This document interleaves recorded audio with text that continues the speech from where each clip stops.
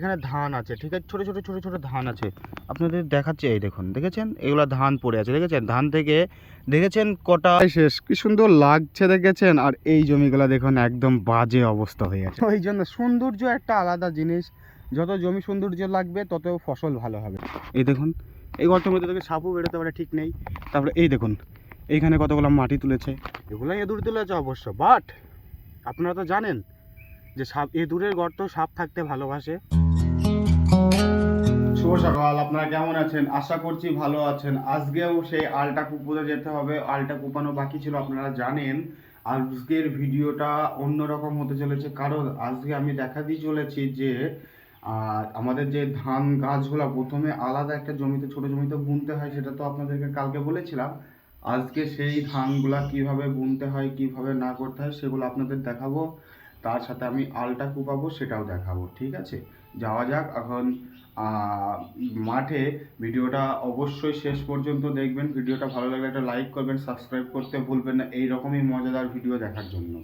যেটা আপনাদেরকে দেখাবো বলছিলাম সেটা পেয়ে গেছি, হাফটা, ঠিক আছে, ফুলটা মানে আপনাদেরকে আমি যেখানে যাচ্ছি আমাদের জমিতে গিয়ে দেখাচ্ছি। এই দেখুন, এই দেখুন এখানে বোঝা যাচ্ছে কি জানি না, বাট এখানে ধান আছে, ঠিক আছে, ছোট ছোট ছোট ছোট ধান আছে আপনাদের দেখাচ্ছি। এই দেখুন, দেখেছেন এগুলা ধান পড়ে আছে, দেখেছেন ধান থেকে দেখেছেন কটা মনে হচ্ছে যেন আপনাদের শেকড় শেকড় বার হয়েছে। ওগুলা শেকড় না, এগুলো ধানের কল, বুঝতে পেরেছেন? এবার ওই কলগুলা বড় হয়ে ওই দেখুন সামনের ওটা দেখেছেন, ওইভাবে ঝাঁক ঝাঁক হয়ে পরিণত হবে, যেটা একটু উঁচু হবে, ঠিক আছে, একটু বড় হওয়ার পরে ওইগুলো ওখান থেকে তোলা হবে। তোলার পরে তারপরে গিয়ে এই রকমভাবে ওই রকমভাবে একটা দুটো তিনটে করে নিয়ে লাগানো হবে পর পর পর পর, লাইন বাই লাইন, ঠিক আছে। ধান প্রথমে ধান এই রকম হবে, তারপরে গিয়ে ধানটা ওই রকম গাছে পরিণত হবে, তারপরে গিয়ে ওইখানে লাগাতে হবে। মানে একটা ধান লাগানোর কতটা প্রসেসিং দেখেছেন?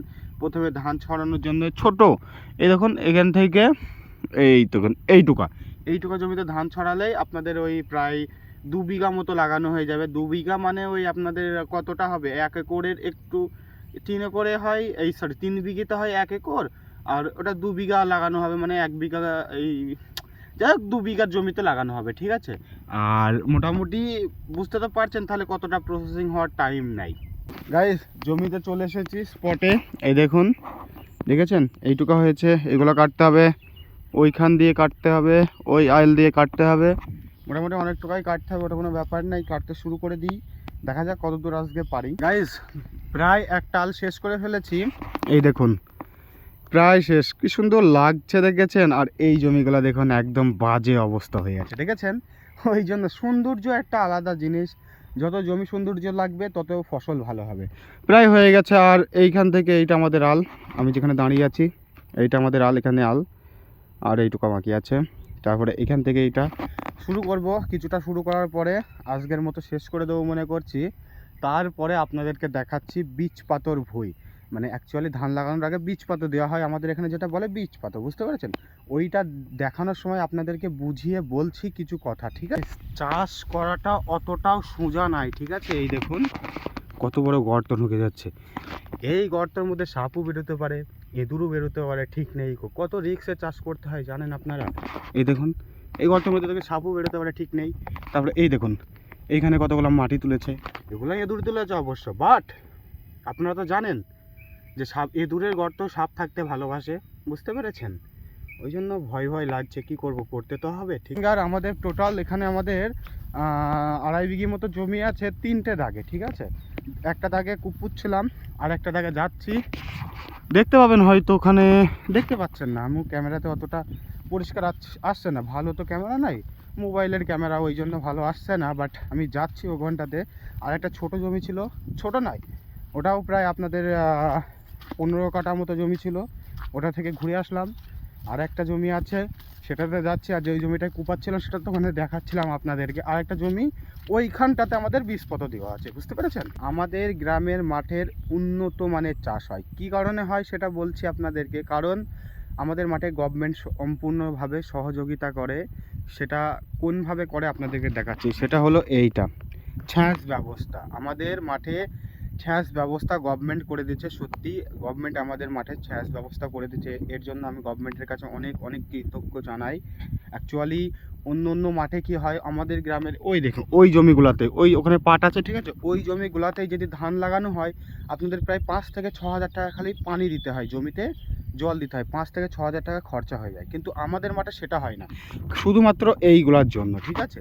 এইগুলার জন্য কেন হয় না আমি বলি, এইগুলো আমাদের মাঠে 1 বিঘা জমিতে 300 থেকে 350 টাকা নেয়। এই কী কারণ নেয় সেটাও বলছি, কারণ হলো এইগুলো দেখাশোনা করার জন্য 2টো লোক থাকে, ঠিক আছে, তাদেরকে মানে এই টাকাটা নিয়ে তাদেরকে দেওয়া হয়, বুঝতে পারছেন। গ্রামের কিছু কমিটি আছে, কমিটি এটা চালায়, বুঝতে পেরেছেন, তাদেরকে এটা দেখাশোনা করার জন্য তাদেরকে কিছু একটা মাইনে টাইপের সিস্টেম করে রেখেছে আমাদের গ্রামের লোক। আর এইগুলা কানেকশন আছে আমাদের নদী থেকে, বুঝতে পেরেছেন, নদীর ধারে মোটর বসানো আছে, সেগুলো হয়তো আপনাদেরকে দেখাবো একদিন, ঠিক আছে, কমেন্টে জানাবেন সেগুলো দেখার ইচ্ছা হলে, ঠিক আছে। বড় নৌকার জাহাজের ওপরে মোটরগুলো আছে, বুঝতে পারছেন, বড় বড় তো মোটর, ওই জন্য জাহাজের ওপরে আছে, বুঝতে পারছেন, জাহাজ তো নয়, জাহাজের মতো অনেকটা, ঠিক আছে। ওই জন্য আপনারা কমেন্ট করবেন, যদি দেখার ইচ্ছা হয় আমি অবশ্যই দেখাবো। এইটা হলো আমাদের বীজ পাথর জমি, বুঝতে পেরেছেন। এইগুলা কি করতে হয়, ধান ছড়াতে হয়, তারপরে এই ছোট ছোট ছোট ছোট ধানের চারা বার হয়, বুঝতে পেরেছেন, একসাথে অনেকগুলো ছোট ছোট ছোট ছোট চারা বার হয়।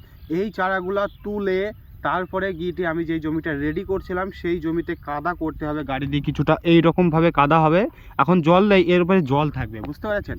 তারপরে মই দিতে হবে, মানে মই দিয়ে সমান করতে হবে জমিটা, তারপরে গিয়ে এই ধানগুলা লাগাতে হবে, বুঝতে পেরেছেন। মানে কতটা ধাপে ধাপে ধাপে ধাপে প্রসেস। এইটা কিন্তু আমি একটা কথা বলি, এইটা কিন্তু আপনাদের 1 মাস আগে এইতে ধান ছড়ানো হয়েছে, তারপরে গিয়ে এই ছোট ছোট ছোট ছোট চারা গাছ বার হয়েছে ধানের, বুঝতে পেরেছেন। মানে একটা চাল তৈরি করতে মিনিমাম আপনাদের 1 বছরের কাছে টাইম লাগে, আশা করছি। ওটা হয়তো একটু কম লাগতে পারে, বাট 1 বছরের কাছে আশা করছি 1 বছরের কাছে টাইম লাগে, বুঝতে পেরেছেন, একটা চাল তৈরি করতে। মানে কতটা কষ্ট করে চাষি একটা চাল তৈরি করে। বাড়ি চলে যাচ্ছি আর নিজেদের কলা বাগানের ওপর দিয়ে যাচ্ছি, বুঝতে পেরেছেন। এই কিছুটা বাবা কলার এইগুলা কেটেছে বোকগুলা, বুঝতে পেরেছেন, এই দেখুন কি সুন্দর লাগছে, দেখেছেন। আর কিছুটা নয়, অনেকটাই বাকি আছে, বুঝতে পেরেছেন, যেরকম এইখান থেকে সম্পূর্ণগুলা বাকি আছে, বুঝতে পেরেছেন। এবারে একটা ঝাড়ে মানে এই দেখুন এইখানটাতে 2টো কলা গাছ রাখতে হবে, বড় বড় উপরে, দেখেছেন, ওই 2টো কলা গাছ উপরে, ওই 2টো কলা গাছ রাখতে হবে। আর পাশে যে কলা গাছগুলো আছে ওগুলো কেটে দিতে হবে, তা নাহলে ওই কলা গাছ 2টো পুষ্ট হবে না, বুঝতে পেরেছেন। ওই জন্য এগুলো কেটে দিতে হবে। তা মনে করছি যে আলগুলার কাজটা সম্পূর্ণ হয়ে যাবে 2-1 দিনের মধ্যে, তারপরে এই কলা গাছগুলো কাটা শুরু করব, বুঝতে পেরেছেন। আস্তে আমি পড়ে যেতাম গাইস, পিচ্ছল মাটি তো, মানে বৃষ্টি হয়েছে কালকে। ভিডিওটা এখানে শেষ করছি, অবশ্যই ভালো লাগলে কমেন্টে জানাবেন, একটু লাইক করতে ভুলবেন না। এইরকমই মজাদার গ্রামীণ ব্লগ ভিডিও দেখার জন্য NJ96 ব্লগ চ্যানেলটাকে সাবস্ক্রাইব করে রাখবেন। দেখা হচ্ছে নতুন কোনো ভিডিওতে, বাই।